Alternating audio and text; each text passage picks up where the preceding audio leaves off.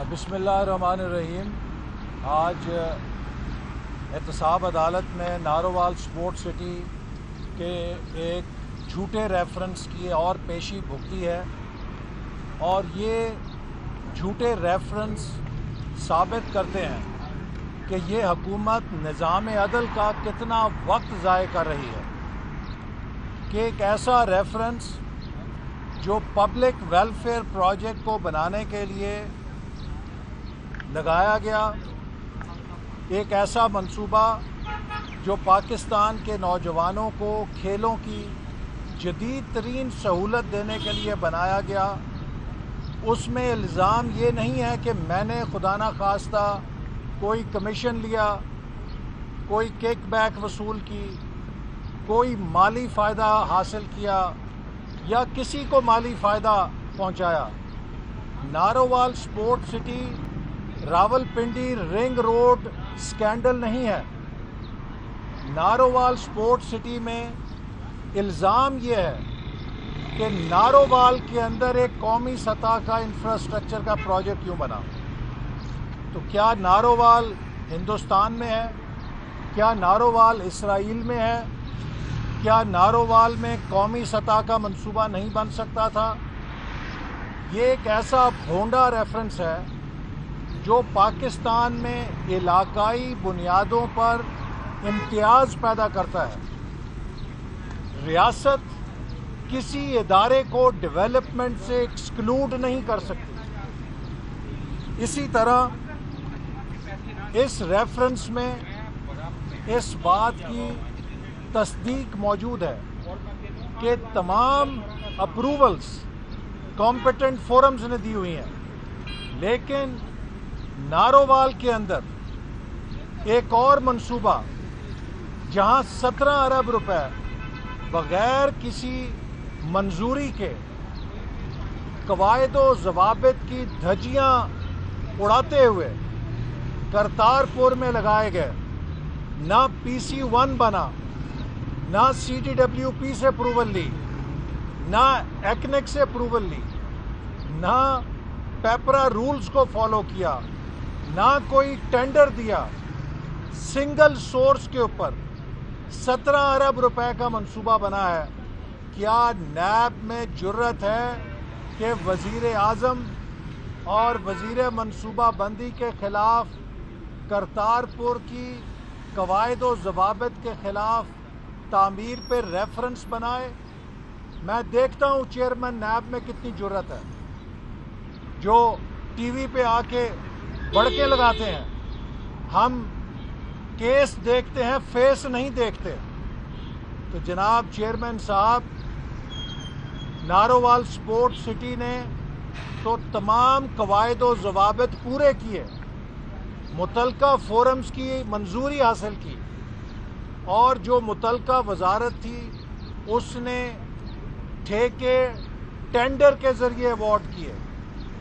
یہاں اسی ضلع میں ایک اور منصوبہ ہے جہاں نہ کوئی ٹھیکہ لگا، جہاں نہ کوئی منظوری لی گئی، 17 ارب روپے in gross violation of all procedures and laws لگا دیے گئے۔ آپ میں جرت ہے تو پلاننگ منسٹر موجودہ اور پرائم منسٹر کے خلاف ریفرنس بنا کے دکھائیں۔ سونے پہ سہاگا یہ کہ ابھی کابینہ سے عمران خان نے 17 ارب روپے کا NRO حاصل کر لیا ہے کہ جو ہم نے قواعد و ضوابط کی خلاف ورزی کی ہے اس کی پوسٹ فیکٹو اپروول دے دی جائے، یعنی کہ بعد از کام اس کی بجائے کہ یہ ہم کر چکے ہیں، اس پہ اب کابینہ مہر لگا دے کہ سمجھا جائے کہ یہ درست ہوا۔ یہ راولپنڈی رنگ روڈ سکینڈل کی طرح کا اور سکینڈل ہے کہ جہاں پر سنگل سورس کے اوپر 17 ارب روپے کا منصوبہ بنا دیا گیا۔ اگر ٹینڈر کیا جاتا، کمپٹیشن ہوتا، تو کم سے کم 4 سے 5 ارب روپے کی بچت کی جا سکتی، کم سے کم، لیکن اس پر کوئی نہیں بنا سکتا۔ اب عمران نیازی صاحب نے فرمایا ہے کہ میں جھکوں گا نہیں، میں مافیاز کے ساتھ ٹکرا جاؤں گا چاہے میری حکومت چلی جائے۔ نیازی صاحب، حکومت تو آپ کی جانے والی ہے، ڈول رہی ہے، اس لیے نہیں کہ آپ مافیا سے لڑ رہے ہیں، آپ کی حکومت اس لیے ڈول رہی ہے کہ آپ کو حکومت چلانا نہیں آتی، آپ سے حکومت چلی نہیں ہے۔ 3 سالوں میں معیشت کا بیڑا غرق کر دیا ہے، خارجہ پالیسی کا بیڑا غرق کر دیا ہے۔ 3 سالوں میں ہر شعبے میں مافیاز کو پالا ہے، مافیاز کی سرپرستی کی ہے۔ موجودہ حکومت مافیاز کی حکومت ہے، یہ مافیاز سے کیسے لڑ سکتی ہے؟ چینی کا مافیا آپ کی ناک کے نیچے ہے، آٹے کا مافیا آپ کے ناک کے نیچے ہے، دوائیوں کا مافیا آپ کے ناک کے نیچے ہے، پٹرول اور LNG کا مافیا آپ کے ناک کے نیچے ہے۔ آپ نے کئی ہزار ارب کا ملک کا نقصان کیا ہے اور اپنے مافیاز کو پالا ہے جو آپ کو الیکشن میں ڈونیشن دیتے ہیں، جن کے پیسوں سے آپ الیکشن چراتے ہیں۔ آپ نے ان مافیاز کی سرپرستی کی ہے۔ پاکستان میں مافیاز کے سب سے بڑے سرغنہ تو عمران نیازی صاحب آپ خود ہیں۔ آپ کون سے مافیاز سے لڑنے کی بات کرتے ہیں؟ اصل میں اب آپ کو اپنا انجام نظر آ رہا ہے۔ آپ کو ڈسکا میں بھی نظر آیا، وزیر آباد میں بھی نظر آیا، خوشاب میں بھی نظر آیا، نوشہرہ میں بھی نظر آیا، کراچی میں بھی نظر آیا۔ اب آپ کو اپنی شکست نظر آ رہی ہے تو آپ مافیا سے لڑنے کا بہانہ کرتے ہیں۔ ساری قوم جانتی ہے کہ پاکستان کے تمام مافیاز آپ کے سرپرستی میں چل رہے ہیں، کسی کے خلاف آپ کارروائی نہیں کر سکے اور نہ آپ کر سکتے ہیں۔ حکومت کے مشیر 2 دن سے کہہ رہے ہیں معیشت ٹیک آف کر گئی۔ اگر مہنگائی کا ٹیک آف کرنا معیشت کا ٹیک آف کرنا ہے پھر تو یقیناً معیشت ٹیک آف کر گئی ہے۔ مرغی کا گوشت 500 روپے کلو فروخت ہو رہا ہے۔ غریب آدمی اپنے بچوں کو سوائے ہانڈی میں پانی ابال کے کچھ اور کھلانے کے قابل نہیں رہا، چونکہ کوکنگ آئل کی قیمت بھی 300 روپے کلو سے اوپر جا چکی ہے۔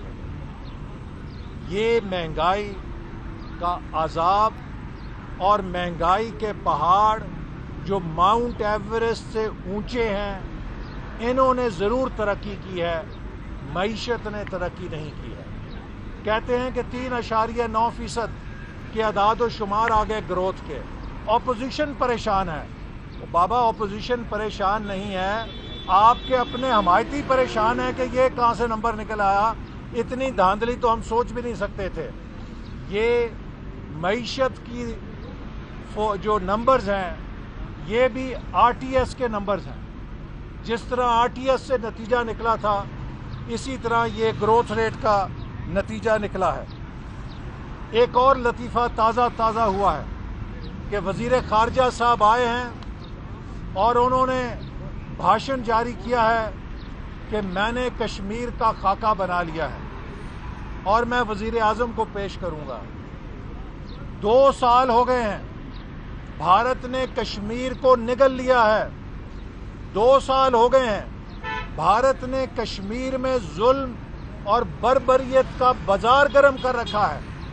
2 سال ہو گئے ہیں، کشمیری رہنماؤں کو جیلوں میں ڈال کے کووڈ کے قربانی کا بکرا بنایا گیا ہے، کرونا کے رحم و کرم پہ پھینکا گیا ہے۔ 2 سال ہو چکے ہیں، کتنی ہماری ماؤں بہنوں کی عزتوں کو پامال کیا جا چکا ہے۔ تو 2 سال بعد وزیر خارجہ صاحب فرماتے ہیں کہ میرے ذہن میں کشمیر کا خاکہ بن گیا ہے۔ 2 سال آپ کو خاکہ بنانے میں لگے ہیں اور کشمیری کہہ رہے ہیں خاک ہو جائیں گے ہم تمہارے خاکہ بننے تک۔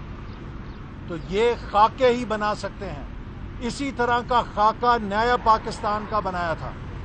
جس نے پاکستان کو برباد کر دیا ہے، جس نے پاکستان کی طاقت کو کمزور کر دیا ہے، اور آج دنیا میں پاکستان ایک بھکاری بن چکا ہے۔ وہ پاکستان جو سی پیک کا مقناطیس تھا، وہ پاکستان جس میں امریکہ، یورپ، جاپان، مشرق وسطی ہر ملک کا سفیر آ کے ہم سے کہتا تھا کہ ہم کہاں سرمایہ کاری کر سکتے ہیں، آج اس پاکستان کو آپ نے فقیر بنا دیا ہے۔ اور حکومت کے مشیر کہتے ہیں کہ جی ہمیں قرضے بڑے ملے، شرم نہیں آتی۔ پاکستان کی تاریخ میں سب سے زیادہ قرضے گزشتہ 3 سالوں میں لیے گئے ہیں۔ ہم نے جو قرضے لیے وہ پیداواری قرضے تھے، بجلی کے منصوبے لگائے، موٹر ویز بنائیں، سی پیک کے منصوبے کامیاب کیے، گوادر کی بندرگاہ شہر کو آباد کیا، یونیورسٹیاں بنائیں، صحت کے منصوبے لگائے۔ ہم اپنے قرضوں کی پائی کا حساب ہر فورم پہ دینے کے لیے تیار ہیں۔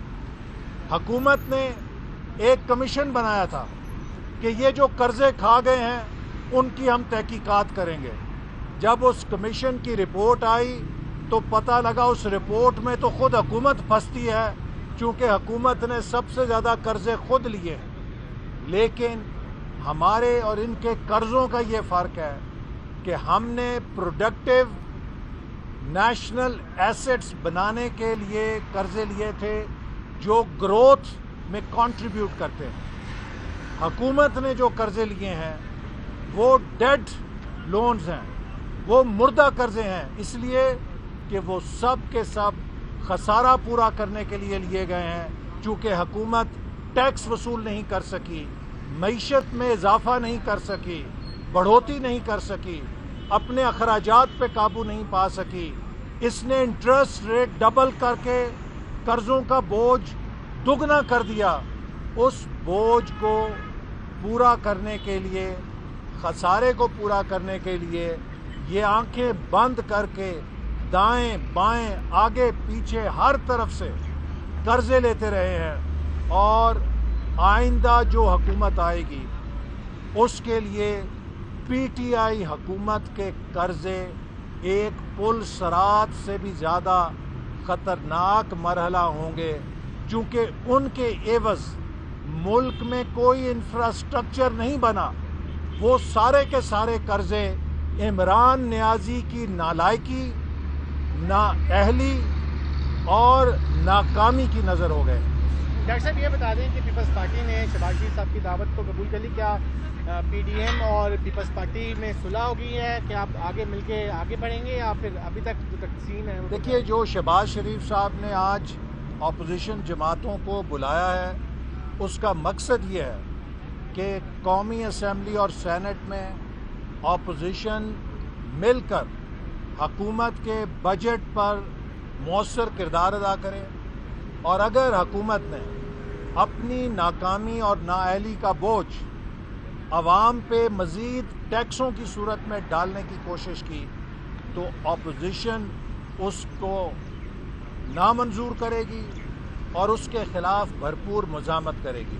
تو آئندہ بجٹ سیشن کے اندر ہم چاہتے ہیں کہ اپوزیشن اس کے باہمی جو بھی اختلافات ہوں وہ عوام کے مفاد میں، اس ملک کے غریبوں کے مفاد میں، اس ملک کے نوجوانوں کے مفاد میں، مزدوروں اور کسانوں کے مفاد میں بجٹ کے اندر حکومت کو کسی عوام دشمن قدم اٹھانے سے روکے۔ ڈاکٹر صاحب دوسرا سوال یہ ہے کہ طویل عرصے کے بعد چودھری نثاری خان صاحب جو ہے منظر عام پر آئے ہیں، آج لاہور میں پنجاب اسمبلی کے اجلاس میں کہہ رہے ہیں حلف بھی اٹھائیں گے، کیا ان کے ساتھ بھی مسلم لیگ نون کی صلح ہو سکتی ہے یا شہباز شریف صاحب سے کوئی رابطے ہو سکتے ہیں؟ دیکھیے، چودھری نثار علی خان صاحب خود واضح کر چکے ہیں کہ وہ اپنے حلقے کی سیاست کے پیش نظر وہاں پر ایک نیا الیکشن سیٹ خالی ہونے کی صورت میں اگر وہ حلف نہیں اٹھاتے تو وہ حلف اٹھا رہے ہیں۔ باقی وہ خود اپنی سیاست کے بارے میں رائے دے چکے ہیں کہ ان کے خیالات نہیں تبدیل کیے، تو لہٰذا مسلم لیگ نون کے ساتھ ان کے کسی اشتراک کا کوئی ابھی ہمارے پاس تجویز زیر غور نہیں ہے. Thank you sir. Thank you.